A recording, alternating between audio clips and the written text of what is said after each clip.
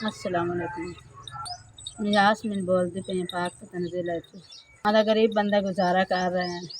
मियाँ दी लत्त टुटी हुई है जो कमा नहीं सकता। 4 बच्चे हैं जी। आज थापियां थूपियां थप रहा है, आज गुजारा कर रहा है, कभी दिहाड़ी दूड़ी कर ले।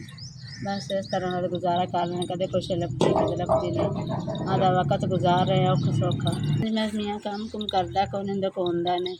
ਉਹ ਕਰਨ ਕਮਾਉਣ ਵਾਲਾ ਨਹੀਂ। ਨਿੱਕੇ ਨਿੱਕੇ ਬੱਚੇ ਨੇ, ਇੱਕ ਮੇਰੇ ਦੇਵਰ ਦਾ ਬੱਚਾ ਹੈ, ਇੱਕ ਮੇਰੀ ਭੈਣ ਦਾ ਬੱਚਾ ਲੱਤ ਗਈ। ਬਾਕੀ ਅਸੀਂ ਘਰ ਦੇ ਇੱਕ ਡੰਗ ਲੱਭਦੀ ਇੱਕ ਡੰਗ ਲੱਭਦੀ ਨੇ।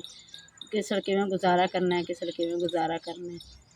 ਕਿਸੇ ਥਾਪੇ ਥਾਪ ਤੇ ਗੁਜ਼ਾਰਾ ਕਰ ਲਿਆ ਤੇ ਕਿਸੇ ਦਿਹਾੜੀ ਕਰਕੇ ਗੁਜ਼ਾਰਾ ਕਰ। ਫਿਰ ਆਟਾ ਕੋਈ ਨਹੀਂ, ਕਿਸੇ ਇੱਕ ਟਾਈਮ ਲੱਭਦਾ ਇੱਕ ਟਾਈਮ ਲੱਭਦਾ ਨਹੀਂ। ਕਿਸੇ ਹੁੰਦਾ ਸਬਜ਼ੀ ਸੁਬਜ਼ੀ ਕਿਸੇ ਨਹੀਂ ਹੁੰਦੀ। अगर आटा ही कौन किस मंगवा थापे तो थापता है गुजारा करने। एक टाइम लभदा एक टाइम सौखा होंदा है, एक टाइम नहीं होंदा। हुण मेरे किते दा फायदा कोई होंदा ही नहीं, और तो गुजारा ही नहीं होंदा। आटा में तन कोटी भी खाने साढ़े घरे आटा भी नहीं, तन भी खानी है, कि बर्तन तन भी खानी है। तुहानू आसान आबाद तुहानू रखे, अल्लाह तुहानू घणो दे।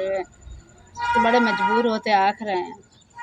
दिन रात साढ़े जंग होंदे, लड़ाइयां होंदियां ना टाइम जिस रोज़ ही पिछे तेरा काम होवे ना धंधा होवे ते लड़ाई होंदी। जिते रोज़ ना लब्भे उत्ते लड़ाइयां दिन राती चलदियां रहिंदियां। होर ते काम कोई नहीं चलदा। बच्चे मेरे अगे लोग पालदे पैन, बाकी 2 बच्चे उन्होंने तुसीं राशन पानी को महीना दे देवो, सौदा देवो, तुहाडी मेहरबानी होसी।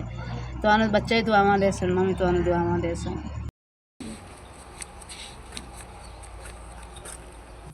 SBS तुहाडी मेहरबानी, तुहाडी तरफ ते नज़ार मिल गई। अल्लाह पाक तुहानू घणा देवे।